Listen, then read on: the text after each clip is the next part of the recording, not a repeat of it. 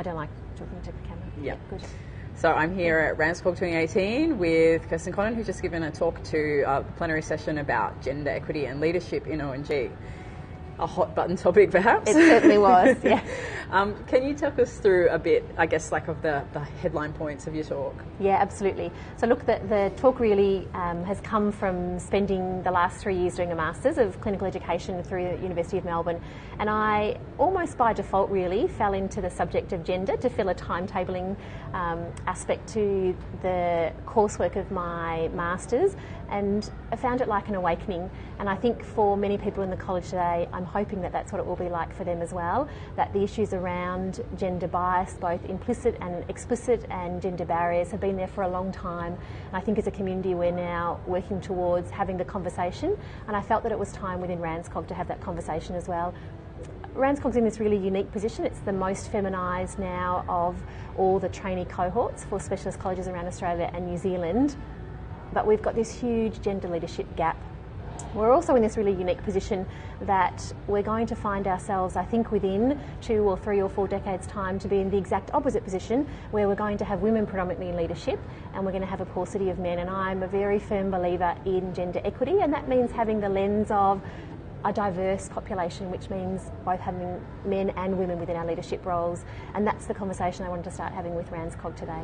So what were some of the statistics that you presented about, the leadership picture in the college? Yep, that's a good question. So we currently have approximately 2/3 of those in leadership with a male gender.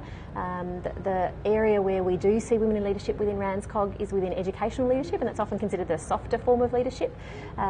We know that women within RANZCOG from survey responses desperately want leadership, but they are well and truly impeded by many barriers. And they're barriers, in fact, that aren't unique to women, but are certainly much more present for women within the specialty. And so I think that it's time for RANZCOG to address some of those barriers and move forward with the conversation, but also move forward with some really practical and pragmatic steps in relationship to changing the leadership landscape. And one of the things I spoke lots about today was about the role of quotas within RANZCOG. It was interesting because you presented the findings from your survey of the membership, and there was a fairly strong sort of pushback against the idea of quotas. Correct, yes. Look, for a moment when I received the survey responses, there was a moment where I was slightly regretful that I'd put the question in there because it wasn't the answer that I wanted, but that's how research works. That's one of the great things about research. But I think if you tease it out a little bit more, as I talked about during my talk, one of the things that was really quite interesting was that when I asked the question about quotas, and the predominant response, as you know, was no, was that when you actually spend a little bit more time looking through the qualitative responses about why people declined the role of quotas or accepting the acceptance of quotas, they actually didn't know what the gender leadership landscape was, so they hadn't yet recognised that there was a problem to be able to authentically decide whether there was a valid role for quotas in the first place. I also think, and it's a conversation that we're hearing all the time, that people tend to hold in opposition quotas and merit, but actually we know that meritocracy is a really difficult thing to define, and for most of us actually it comes from the background of privilege as opposed to true merit.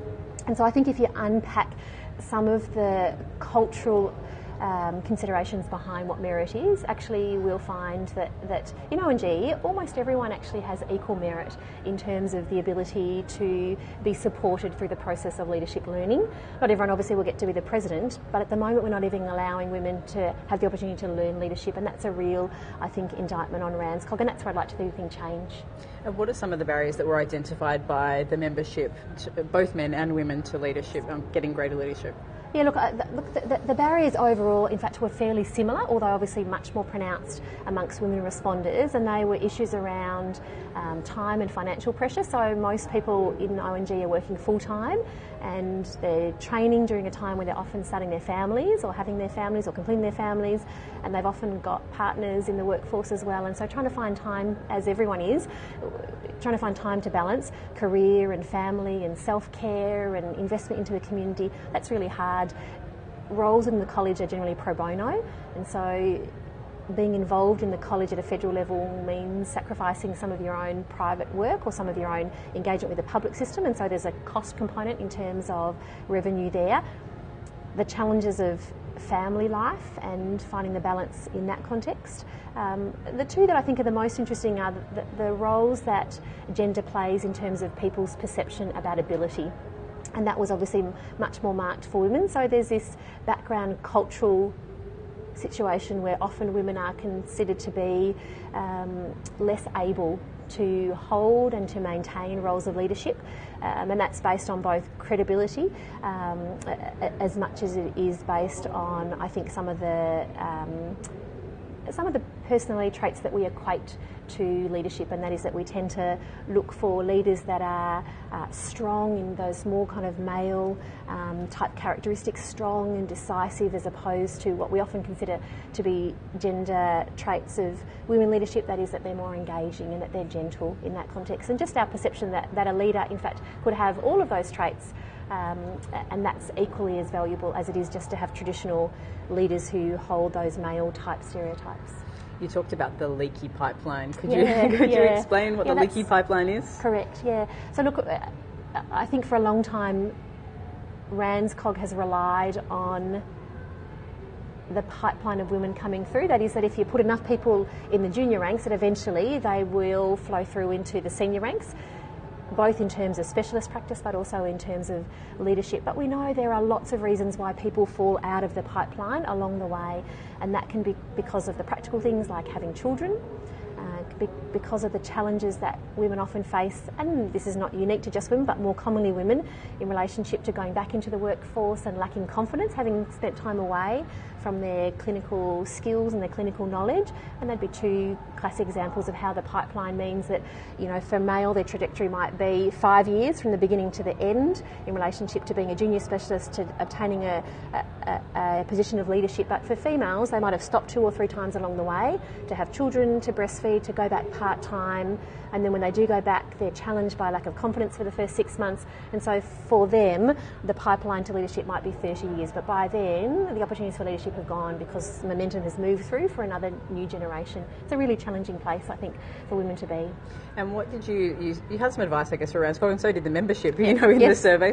Where to from here for the college, do you think? So I'm a very big believer in the role of quotas. I think now's the time for RANZCOG to embrace quotas, and I think that it's not the only tool, but it's a really well-proven effective tool that works really quickly, and I think that's the challenge that we need to embrace, that we can keep having the conversation, but eventually we've got to put some really practical, pragmatic steps in place, and quotas would be one of those. So I am strongly in favour of the college using quotas across lots of areas, but particularly towards Federal Council, where currently we have a history and a future that shows a lack of leadership diversity in regards to gender, and so I think we should be bringing in a 35% quota stipulation for females within the council for RANZCOG. I also think we need to look at the other end, and that is that now we've got such a strong feminisation in the trainee intake that we need to bring quotas into the trainee intake as well, and so I've strongly recommended that the college look at adopting as well a 35% quota intake for males coming into ONG, and so that in the big picture we can maintain a balance both in the trainee population but also in the specialist population with both males and females. So why do you think that balance is important? You sort of touched on the Russian experience, I suppose. Could you share that with us? Yeah, look, so increasingly we know around some parts of Eastern Europe obstetrics and gynaecology has now become very feminised, not just within the trainee population but also within the specialist population. The challenge that has, although that might be part of what has been driven by consumer preference, is that then we only have half the population trying to platform women's health issues. Actually, we need the whole population platforming women's health issues, which means that we need males and females who equally are invested into women's health care. We will miss out economically, we will miss out in terms of legislation around women's and children's health care if we don't have both men and women engage in that process. It's been great to talk with you. Thanks so much. Thanks for